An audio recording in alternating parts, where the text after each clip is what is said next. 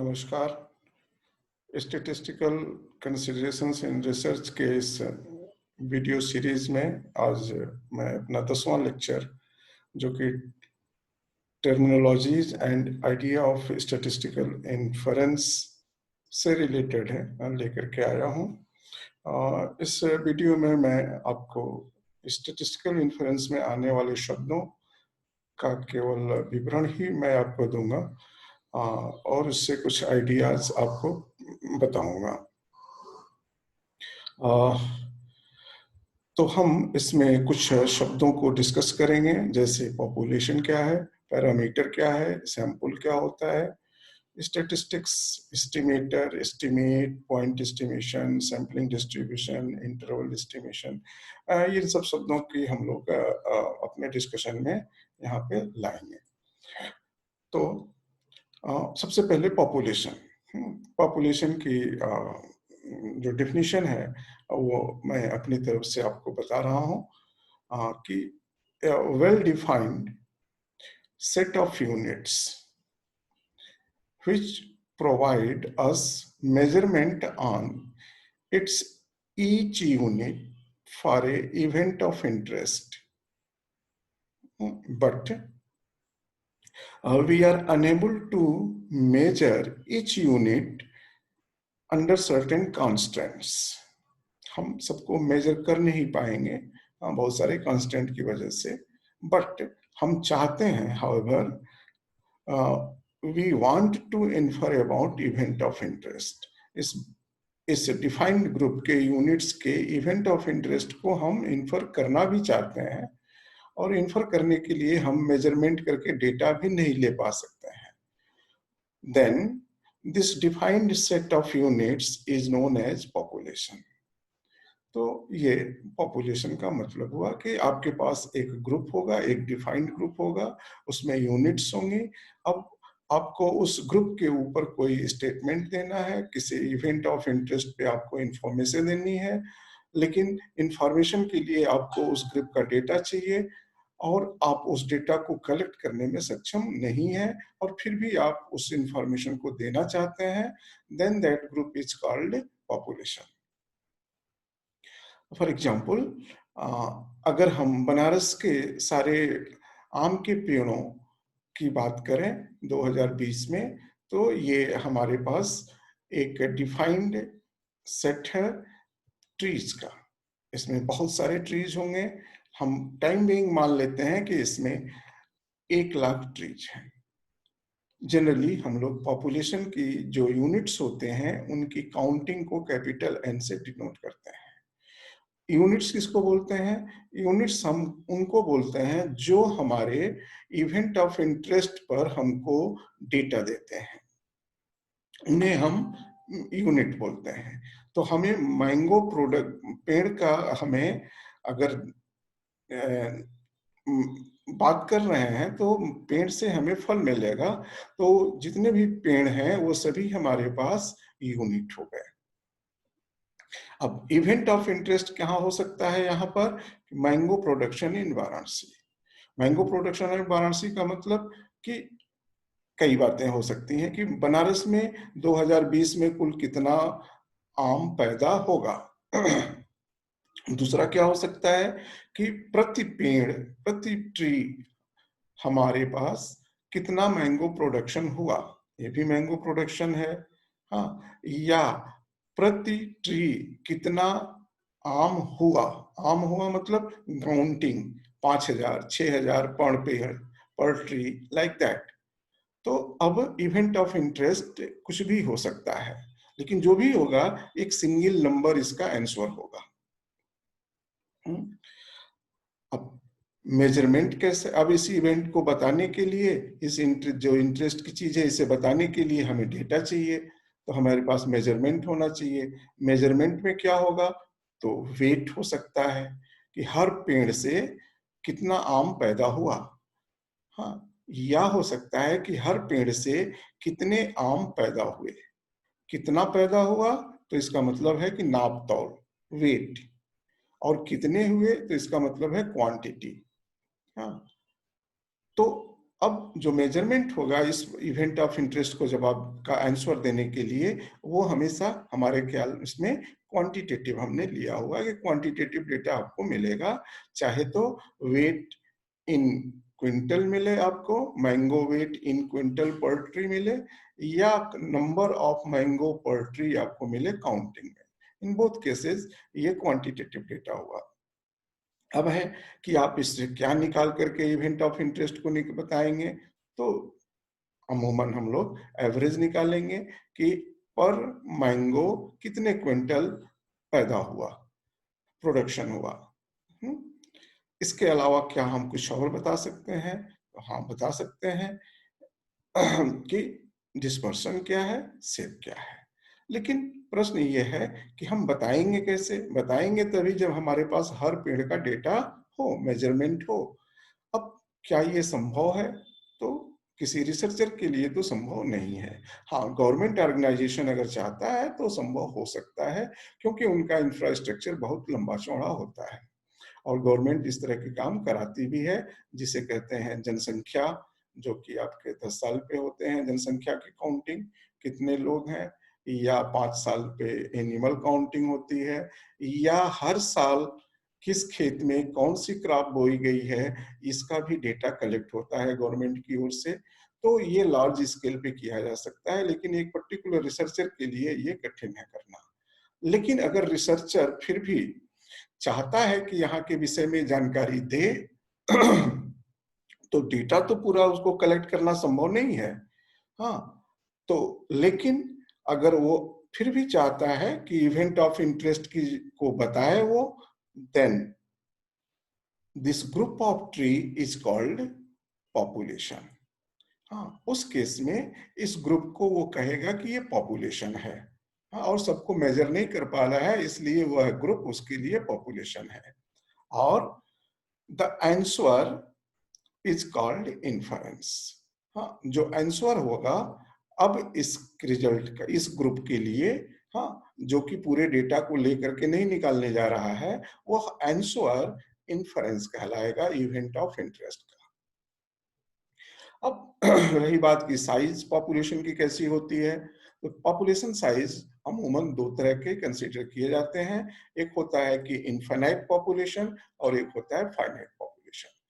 Finite population का मतलब हुआ कि आपको पहले से पता है कि काउंटिंग कितनी है, कितने यूनिट्स हैं जिनसे कि आप इंफॉर्मेशन कलेक्ट कर सकते थे। हाँ, तो अगर इनकी संख्या काउंटेबल है तो फाइनाइट, लेकिन अगर इनकी संख्या काउंटेबल नहीं है तो पॉपुलेशन इनफाइनाइट। जैसे number of insects in Varanasi district. हाँ, सो अब ये काउंट कर पाना संभव नहीं है। अगर पूरे पॉपुलेशन, पूरे बनारस में जितने भी इंसेक्ट्स हैं उनको हम लोग यूनिट मान लें तो इनकी काउंटिंग संभव नहीं है। Similarly number of stars in Galaxy, ये भी इनफाइनाइट पॉपुलेशन है। यहाँ से भी रिजल्ट इस पॉपुलेशन पे भी दिए जाते हैं। हाँ, अब क्या इन्फर करते हैं हम? तो हम इन्फर करते हैं पॉपुलेशन के लिए पॉपुलेशन पैरा, अमूमन पैरामीटर्स को। हाँ, तो पैरामीटर है क्या? तो मान लीजिए कि ये पॉपुलेशन है, हाँ, नंबर ऑफ ट्रीज का 1,00,000 ट्रीज में है, तो अमूमन जब हमें इसके विषय में कोई इन्फरेंस ड्रा करना होगा तो अमूमन हम तीन चीजों को पे ड्रॉ करते हैं इन्फरेंस। पहला है कि एक रिप्रेजेंटेटिव वैल्यू हमारे इवेंट ऑफ इंटरेस्ट का, वो क्या है? या तो मीन, या तो मीडियन, या तो मोड, या तो पॉपुलेशन प्रोपोर्शन, ये या रिग्रेशन कोएफिशिएंट अगर बाइवेरिएट पॉपुलेशन है तो। दूसरा है कि ये value which shows closeness of representative value, इस रिप्रेजेंटेटिव वैल्यू का हमारे हर इंडिविजुअल वैल्यू से क्लोजनेस शो करे। हाँ, जिसे कि आप कहते हैं मेजर ऑफ डिस्पर्सन। हाँ, तो ये डिस्क्रिप्टर, ये भी डिस्क्रिप्टर हमारा इवेंट इसमें इंटरेस्ट का होता है, इवेंट ऑफ इंटरेस्ट होता है। और तीसरा होता है कि shape of measurements of event of interest. हाँ, कि इसका जो जो हमारे पास इसका शेप कैसा है, इवेंट का जो डेटा हम ले रहे हैं इसका शेप कैसा है, मीन्स स्क्यूनेस और कुर्टोसिस। तो जनरली ये 3 चीजें हम लोग जानना चाहते हैं पॉपुलेशन के लिए, और इन्हें बोलते हैं पैरामीटर। अब तो all generally the numerical descriptors are termed as parameter. जो हमने पीछे के वीडियोस दिए उसमें हमने इन्हें न्यूमेरिकल डिस्क्रिप्टर कहा, तो ये पैरामीटर कहे जाते हैं। अब है कि हम इन्फरेंस ड्रॉ करते कैसे करते हैं। तो we draw inference on the base of on the parameters on the basis of sample taken from population. हम करते क्या है कि सैम पॉपुलेशन से एक छोटा ग्रुप सेलेक्ट करते हैं जिसे सैंपल बोलते हैं आप। हाँ, और उसका मेजरमेंट करके और फिर उसके बेसिस पे हम पैरामीटर्स के लिए इन्फरेंस ड्रॉ करते हैं। सैंपल है क्या, पॉपुलेशन का एक सबसेट है, एक छोटा सा हिस्सा है। हाँ, और ये चूंकि छोटा है इसलिए इसके हर यूनिट का हम मेजरमेंट कर सकते हैं। हाँ, अब अगर आपने केयरफुल्ली सैंपल लिया हुआ है तो ये माना जाता है कि यह पॉपुलेशन के पैरामीटर के फीचर्स को, पॉपुलेशन पैरामीटर शब्द कहना उतना उचित नहीं है, बार बार आ जाता है प्रोनाउंसिएशन में। पैरामीटर मतलब पॉपुलेशन का कांस्टेंट, तो पैरामीटर इटसेल्फ डिनोट्स पॉपुलेशन। तो अगर ये आपने केयरफुल्ली सैंपल सेलेक्ट किया हुआ है तो इट इज ये माना जाता है कि ये सैंपल में पॉपुलेशन के फीचर्स आ जाएंगे। Hence we infer about parameters on the basis of statistical analysis of sample. अब अगर आप इन्फरेंस सैंपल स्टेटिस्टिकल मेथड से कर रहे हैं तो स्टेटिस्टिकल इन्फरेंस हुआ, और अगर आप आई एस्टिमेशन कर दे रहे हैं, अंदाज से बोल दे रहे हैं, ये भी इन्फरेंस हुआ। तो इसे हम स्टेटिस्टिकल इन्फरेंस नहीं कहेंगे।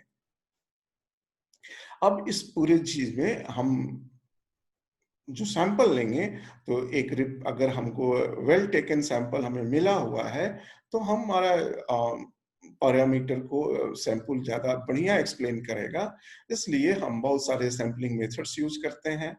हाँ, उनके जो तरीके हैं वो दो हैं, प्रोबेबिलिटी और नॉन प्रोबेबिलिटी। प्रोबेबिलिटी में भी बहुत सारे तरीके हैं, simple random sampling, stratified etcetera, और नॉन प्रोबेबिलिटी में भी बहुत सारे तरीके हैं। लेकिन इस तरीकों का उपयोग क्या है, कब करते हैं, किस सिचुएशन में करते हैं, ये सब चीजें हम इस वीडियो में नहीं दे रहे हैं, लेकिन भविष्य में जरूर कोई ना कोई वीडियो हम आपको सैंपलिंग पे देंगे। अब इन्फरेंस ऑन पैरामीटर हम कैसे मतलब क्या सिचुएशंस हैं हमारे पास। हाँ, तो अमूमन हम दो सिचुएशन में इन्फरेंस ड्रॉ करते हैं। एक सिचुएशन होता है कि हमको पॉपुलेशन पैरामीटर के विषय में कोई जानकारी नहीं है। हाँ, सैंपल हमारे पास है लेकिन हमें पैरामीटर की के वैल्यू की कोई जानकारी नहीं है। दूसरा है कि सैंपल हमारे पास है लेकिन हमको पहले से पैरामीटर के विषय में गेस अवेलेबल है। हाँ, तो अब इन दो तरीकों से हम लोग एस्टिमेट पैरामीटर्स का इन्फरेंसेस ड्रॉ करते हैं दो सिचुएशंस में। अब अगर हमारे पास पैरामीटर के विषय में कोई पहले से जानकारी नहीं है तो हम इसको हम बोलते हैं एस्टिमेशन, इन्फरेंस को बोलते हैं एस्टिमेशन। और ये दो तरह के हैं, पॉइंट एस्टिमेशन और इंटरवल एस्टिमेशन। लेकिन अगर हमको पहले से पॉपुलेशन के पैरामीटर के विषय में कोई गेस अवेलेबल है, जानकारी कंप्लीट तो नहीं है, एस्टिमेट तो नहीं है, लेकिन गेस अवेलेबल है, तब हम लोग जो इन्फरेंस ड्रॉ करने का मेथड लेते हैं उसे कहते हैं हाइपोथेसिस टेस्टिंग। अब ये दोनों ही मेथड दो सिचुएशन में काम करते हैं। एक तो है कि पॉपुलेशन के पैरामीटर का हमें कोई नॉलेज नहीं है जैसे हमने यहाँ कहा, लेकिन एक सिचुएशन ऐसी हो सकती है कि पॉपुलेशन के डिस्ट्रीब्यूशन का नाम हमको पता हो, पॉपुलेशन का डिस्ट्रीब्यूशन हमें पता हो लेकिन उसका पैरामीटर ना पता हो। जैसे कहा जाता है पॉपुलेशन नॉर्मल है, तो पॉपुलेशन का डिस्ट्रीब्यूशन पता है लेकिन पता क्या नहीं है कि उसका मीन क्या है, इसका एसटी क्या है। इसका स्क्यूनेस तो पता है क्योंकि स्क्यूनेस जीरो होता है नॉर्मल में, तो यू पैरामीटर वहां खोजना नहीं है अगर नॉर्मल पॉपुलेशन बता दिया गया तो। हाँ, अब अगर पॉपुलेशन डिस्ट्रीब्यूशन नोन है, मीन्स आपको पहले से पता है, लेकिन पैरामीटर नहीं पता है, हाँ, तो यह एक अलग विधा हुआ इन्फरेंस का। और अगर पॉपुलेशन डिस्ट्रीब्यूशन अननोन है और आपको इन्फरेंस ड्रा करना है, तो ये भी अलग तरीका हुआ। और ये एस्टिमेशन, हाइपोथेसिस टेस्टिंग दोनों के लिए ही यूज किए जाते हैं। अब अगर आपको पॉपुलेशन डिस्ट्रीब्यूशन नोन है, पैरामीटर अननोन है, तो आपका एस्टिमेशन या हाइपोथेसिस टेस्टिंग पैरामेट्रिक कहलाता है। और अगर पॉपुलेशन डिस्ट्रीब्यूशन अननोन है, तो आपका ये सिचुएशन या ये सिचुएशन नॉन पैरामेट्रिक कहलाता है। तो ये डिटेल मतलब बाइफर्केशन है कि कैसे हम जाने, कैसे हम बोलते हैं कि parameter, non parameter, parametric. So non parametric inference में क्या होगा, आपको पॉपुलेशन के डिस्ट्रीब्यूशन के विषय में कोई जानकारी नहीं होगी और पैरामीटर पर आपको इन्फरेंस देना है। पैरामेट्रिक इन्फरेंस में क्या होगा कि आपको पॉपुलेशन के डिस्ट्रीब्यूशन की जानकारी रहेगी, बट पैरामीटर की जानकारी नहीं रहे, इसलिए पैरामीटर पे आपको इन्फरेंस देना है। हाँ, अब अगर पैरामेट्रिक है तो अब दो सिचुएशन है कि हमको कोई गेस पैरामीटर का अवेलेबल है क्या। अगर गेस अवेलेबल है तो पैरामेट्रिक हाइपोथेसिस टेस्टिंग हो गया, और अगर कोई गेस नहीं अवेलेबल है तो आप उसे कह सकते हैं पैरामेट्रिक एस्टिमेशन। सिमिलरली आप नॉन पैरामेट्रिक के लिए भी बात कर सकते हैं। अब कुछ और शब्द हम लोग यूज करते हैं, उसमें है स्टैटिस्टिक, एस्टिमेटर एंड एस्टिमेट्स।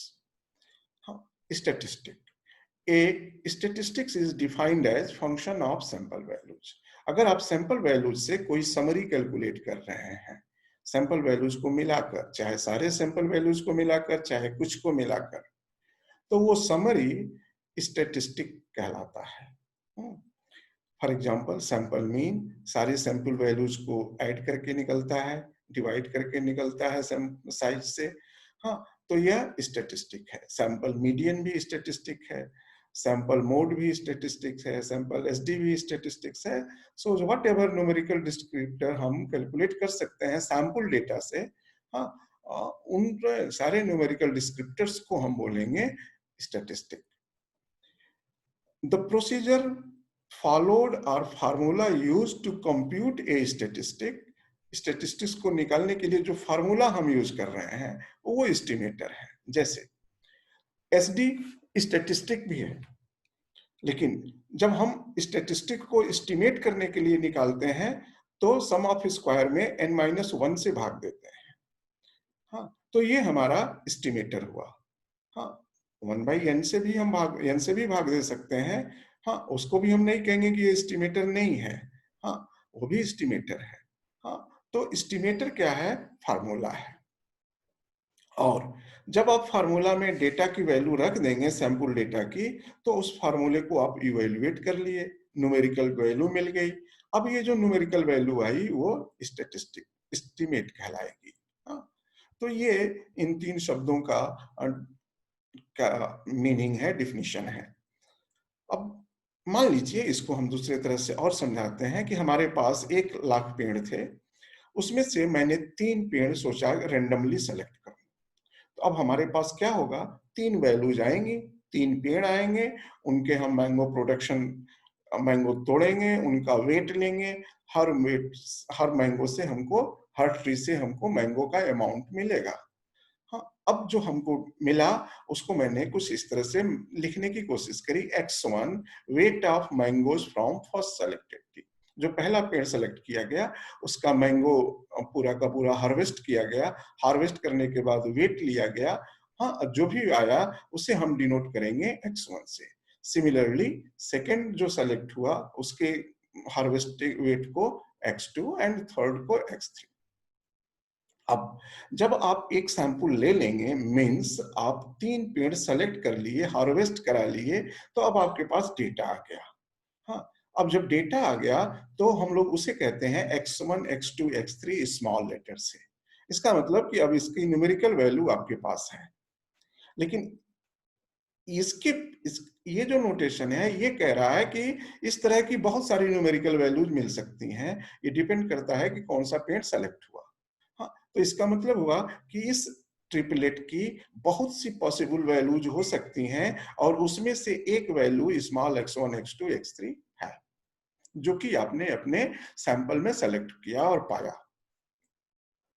अब अगर हम इनके ऊपर एक फार्मूला लिखें, जैसे t is equals to x1 into x2 into x to the power 1/3, या z is equals to x1 plus x2 plus x3/3, या समेशन xi/3, या w is equals to log x1 log x2 plus log x3/3, या s square is equals to summation xi minus x bar का whole square and summation goes from 1 to 3।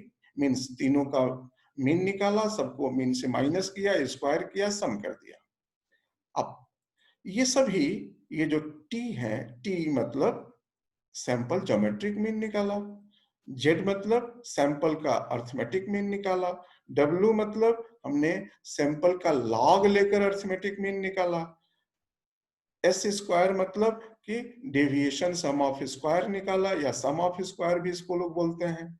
हाँ, तो अब ये सभी शब्द जो हैं सिमेट्रिक मीन्स, ये हम बोलेंगे कि ये हमने स्टेटिस्टिक बनाए, और ये जो इसके फार्मूला लिखे हुए हैं, ये स्टैटिस्टिक का को हम इनको बोलेंगे कि ये हमारे एस्टिमेटर हैं। हाँ, अब मान लीजिए कि किसी एक पेड़ का डेटा हमने लिया और वो आया कि फर्स्ट जो हमने रेंडमली सेलेक्ट किया पेड़, उसमें 90 क्विंटल मैंगो मिला, सेकंड में 10 क्विंटल मिला और थर्ड में 30 क्विंटल मिला। अब टी की वैल्यू हो गई 30 क्विंटल, जेड की वैल्यू 43.3 क्विंटल, सिमिलरली अदर की वैल्यू। अब हम बोलेंगे कि ये सभी एस्टिमेट्स हैं। अब किसके एस्टिमेट हैं, ये हम अभी तक बताने में आपको सक्षम नहीं है, लेकिन ये कहलाएंगे कि ये एस्टिमेट है। हाँ, ये एस्टिमेटर है। हाँ, और इनका जो हम नाम दे रहे हैं, they are statistic. Now question arises that what these estimators are estimating। अब प्रश्न उठा कि आखिर में ये जो हम बना रहे हैं स्टैटिस्टिक या फार्मूला एस्टिमेटर, हाँ, ये क्या हमको बता रहे हैं। हाँ, और दूसरी चीज कि क्या ये हमेशा एक ही मिलेंगे, यूनिक रहेंगे।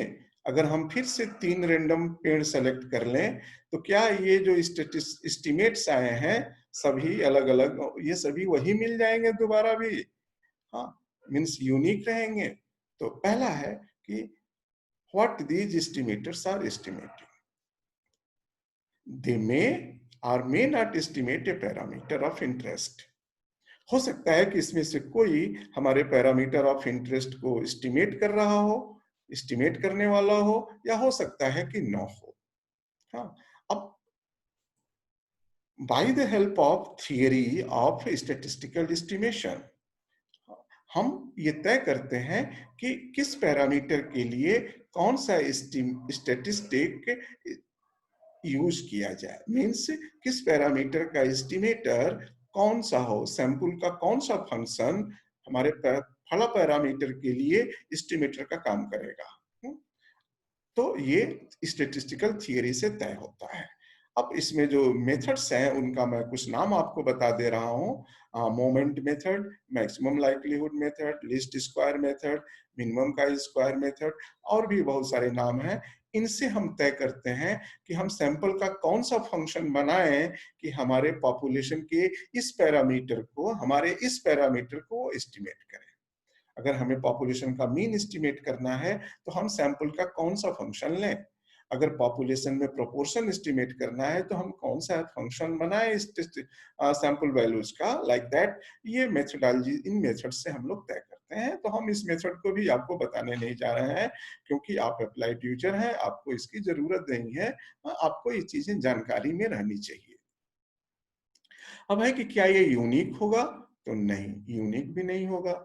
यूनिक क्यों नहीं होगा, तो ये है कि हर बार हमको एक ही सैंपल मिलेगा कि नहीं। अब देखते हैं कि कितना सैंपल मिल सकता है इस 1,00,000 पेड़ में। तो अगर हम x1 के विषय में सोचें कि x1 की वैल्यू हमारे पास जो 90 आई थी, ये बदल सकती है कि नहीं।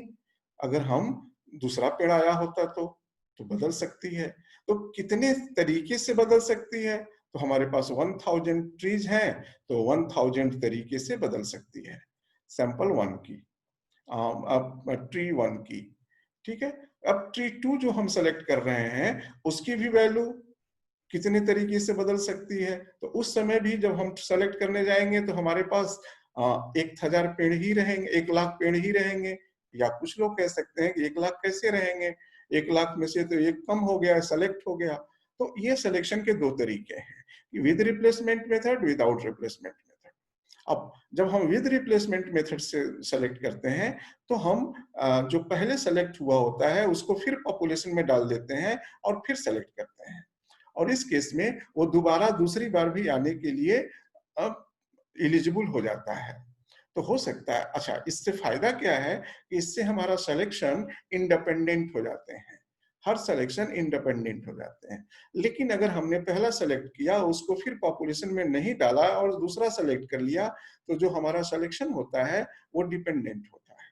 अब मैक्सिमम स्टैटिस्टिकल इन्फरेंस के प्रोसीजर्स ये मान के डेवलप किए गए हैं कि हमारे जो रैंडम सैंपल है वो इंडिपेंडेंट है।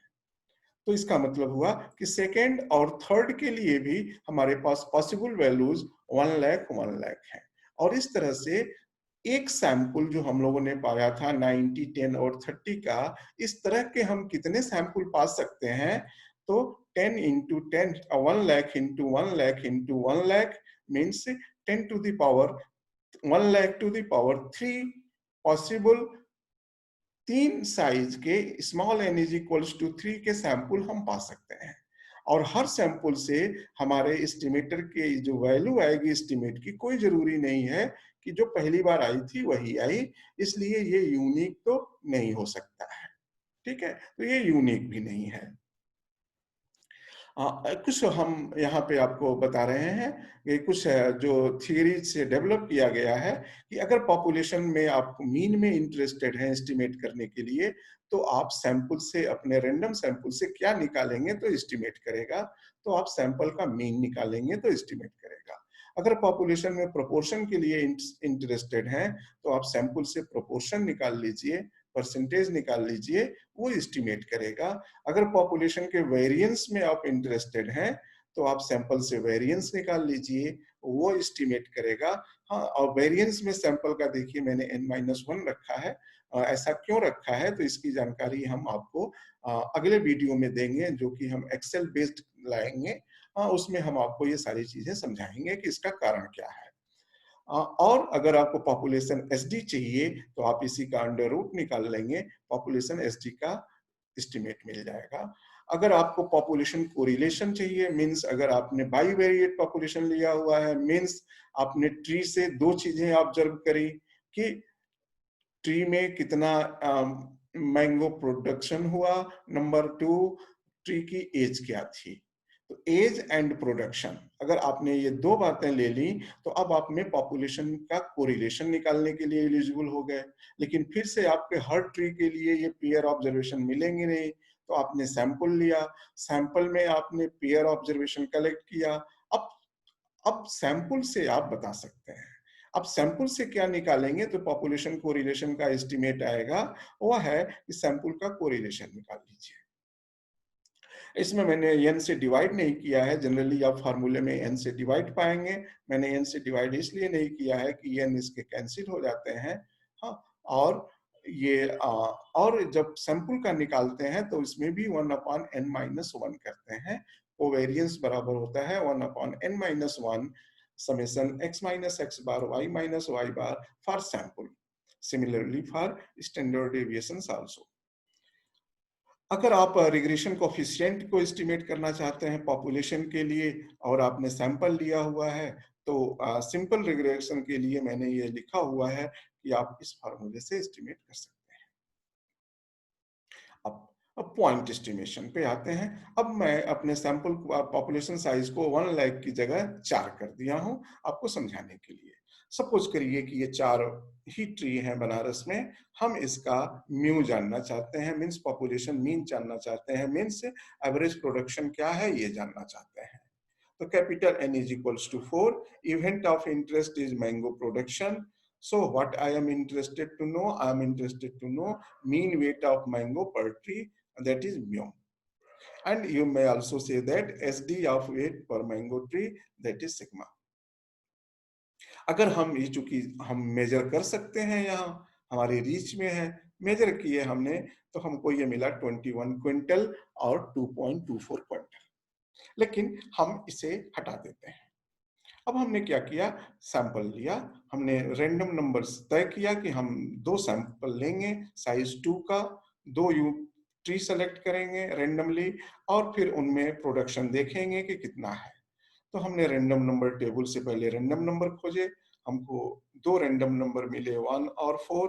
मैंने ट्री नंबर 1 सेलेक्ट किया, मैंने ट्री नंबर 4 सेलेक्ट किया अपने सैंपल में और फिर हमने इनका मैंगो वेट लिया, तो हमको सैंपल डेटा मिल गया कि x1 is equals to 20 quintal, x2 is equals to 22 quintal. अब हमको चाहिए म्यू, तो हमने म्यू यहाँ से एस्टिमेट स्टैटिस्टिक को यूज किया, सैंपल मीन इसका स्टैटिस्टिक है, तो हमने लिखा म्यू का एस्टिमेट मिल गया 20 plus 22 divided by 2, that is 21 quintal.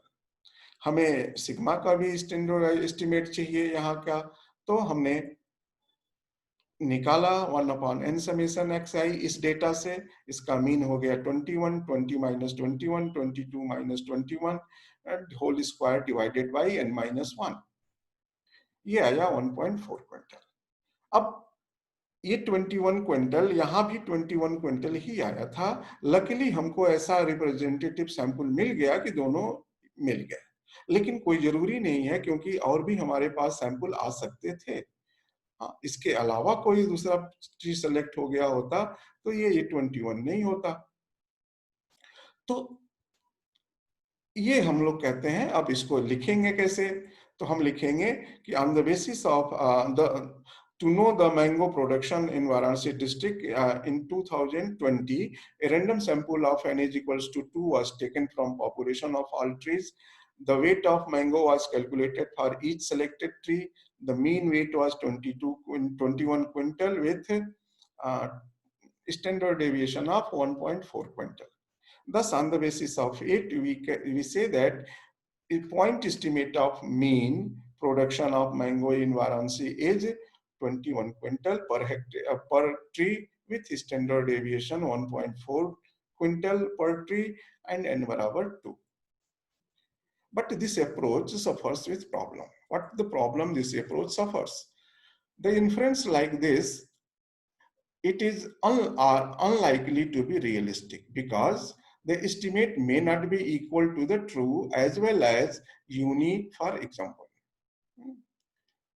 तो जरूरी नहीं कि हमको, हमने इस एग्जांपल में आपको दिखा दिया कि दोनों ट्रू थे, इक्वल थे, but in common it is not it is not possible to get unique and that equal also.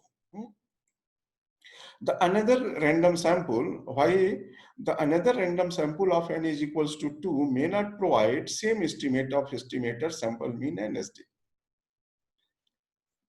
Thus, uncertainty prevails over statistic. Means जो हम स्टेटिस्टिक यूज कर रहे हैं सैंपल से एस्टिमेट को निकालने के लिए, उसके ऊपर अनिश्चितता है, क्योंकि ये सैंपल टू सैंपल बदल जाएगा। So the uncertainty prevails over the statistics being used to estimate the parameter, and hence need arises to measure uncertainty of statistic. तो अब हमें क्या जानना होगा कि हमारे स्टेटिस्टिक का अनसर्टेनिटी क्या है। अनसर्टेनिटी हम लोग प्रोबेबिलिटी के सहारे से नापते हैं। तो अब हम लोग ये जानना चाहेंगे कि हमारे स्टेटिस्टिक का जो भी हम यूज कर रहे हैं उसका प्रोबेबिलिटी डिस्ट्रीब्यूशन क्या है, और इस प्रोबेबिलिटी डिस्ट्रीब्यूशन को हम लोग कहते हैं सैम्पलिंग डिस्ट्रीब्यूशन। किसके प्रोबेबिलिटी डिस्ट्रीब्यूशन को? स्टेटिस्टिक के प्रोबेबिलिटी डिस्ट्रीब्यूशन को। So every statistics has a probability distribution which may be theoretical or empirical. Theoretical और empirical means कि या तो ये known होगा कि इसका distribution क्या होगा, जैसे theoretical का मतलब है कि normal होगा, binomial होगा, Poisson होगा, gamma होगा, exponential होगा, तो ये known theoretical distribution है। हो सकता है कि ये जो आपका स्टेटिस्टिक है, इसका डिस्ट्रीब्यूशन किसी नोन से मैच न करता हो। हाँ, उस केस में हम इसे कहेंगे, इसका जो डिस्ट्रीब्यूशन बनेगा उसे कहेंगे इंपीरिकल। तो अगर इंपीरिकल नोन से मैच कर गया तो थ्योरेटिकल हो गया। तो for example, for large sample size, sampling distribution of sample mean is normal probability distribution. हाँ, अगर आपके पास एक लार्ज सैंपल साइज है किसी पॉपुलेशन से, भले ही उस पॉपुलेशन के डिस्ट्रीब्यूशन का नाम आपको नहीं मालूम है, और आप उससे स्टेटिस्टिक सैंपल मीन कैलकुलेट करेंगे, तो ये सैंपल मीन का जो प्रोबेबिलिटी डिस्ट्रीब्यूशन होगा वो माना मतलब प्रूवन है कि नॉर्मल डिस्ट्रीब्यूशन होगा। अब इंटरवल एस्टिमेशन। तो अब हम इस सैम्पलिंग डिस्ट्रीब्यूशन की सहायता से पॉइंट एस्टिमेट को थोड़ा मोर एक्सेप्टेबल मैनर में लिखने की कोशिश करते हैं, और that is interval estimation. On the basis of probability distribution of statistic and point estimates obtained for the parameter, we search two random points called lower and upper, and also called confidence limit. So two random point, that is confidence limit, such that, किस प्रकार से खोजते हैं, such that the probability that of random interval, इस जो random interval है, चूंकि random है तो इसका प्रोबेबिलिटी होगा, तो probability of random interval to include the true parameter value is equals to a predefined probability value, पहले से तय किए हुए प्रोबेबिलिटी वैल्यू के बराबर। हाँ, इस ये रैंडम इंटरवल की प्रोबेबिलिटी आ जाए इस बात की कि रैंडम इंटरवल इंक्लूड करता हो पैरामीटर को। So the and this probability value, predefined probability value, is called confidence coefficient.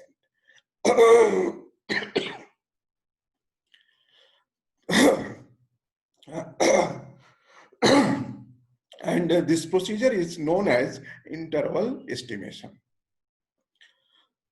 Now, generally, the two terms arise when we say 90% confidence interval. It means this 90% is a confidence level. तो जब हम percent में बोलते हैं तो उसे बोलते हैं लेवल, और जब उसको डेसिमल में रिप्रेजेंट करते हैं तो उसे बोलते हैं कॉन्फिडेंस कोएफिशिएंट। तो हम इंटरवल एस्टिमेशन में एक रैंडम इंटरवल खोजते हैं और ये मानते हैं कि हमारा अननोन पैरामीटर इस रैंडम इंटरवल में इंक्लूड होगा, इसकी प्रोबेबिलिटी, ये रैंडम इंटरवल उस पैरामीटर को इंक्लूड करेगा, इसकी प्रोबेबिलिटी हम लोग पहले से गेस कर लेते हैं और फिर रैंडम इंटरवल का पता लगाते हैं, और इस मेथड को कहते हैं इंटरवल एस्टिमेशन। बस अगर आपको इंटरवल एस्टिमेशन में जाना है तो आपको क्या क्या चीजें चाहिए। पहला है कि पॉइंट एस्टिमेट चाहिए पैरामीटर का, जो कि हम पहले डिस्कस कर चुके हैं। हाँ, फिर क्या चाहिए कि स्टैटिस्टिक जो यूज किया आपने पॉइंट एस्टिमेट पाने के लिए, उसका सैम्पलिंग डिस्ट्रीब्यूशन आपको मालूम होना चाहिए। और तीसरा है कि आपका कॉन्फिडेंस कोएफिशिएंट आप कितना रख रहे हैं, हाँ, या कॉन्फिडेंस लेवल कितना रख रहे हैं इंटरवल्स को बनाने के लिए, ये चीज आपको तय करना होगा। अब इन तीन चीजों के आधार पे हम लोग कॉन्फिडेंस इंटरवल बनाते हैं। ठीक है, अमूमन इसे लोग कहते हैं 100 into 1 minus alpha percent. Alpha को लोग पॉइंट छोटी वैल्यू के बराबर रखते हैं, एक बहुत छोटी डेसिमल वैल्यू के बराबर, और जनरली इसे लोग रिलेट करते हैं कि ये लेवल ऑफ सिग्निफिकेंस के बराबर है। तो अगर आप 5% अल्फा लेते हैं, अल्फा की वैल्यू 0.05, तो आपका confidence 1 minus alpha into 100% confidence interval 95% confidence interval हो जाता है। तो अब मैं इस वीडियो को यहाँ बंद कर रहा हूँ। बहुत बहुत धन्यवाद आपको इस वीडियो को देखने के लिए। अगला जो वीडियो होगा मेरा वो MS एक्सेल बेस्ड होगा, और उसमें हम MS एक्सेल की सहायता से sampling distribution, unbiased estimator, simple random sample, probability of selection of sample, probability of selection of a unit in sample, इन सब चीजों पे चर्चा करेंगे। अगर आपको ये वीडियो लाभप्रद लगा हो तो चैनल को सब्सक्राइब करें, अपना नोटिफिकेशन ऑन रखें। नमस्कार।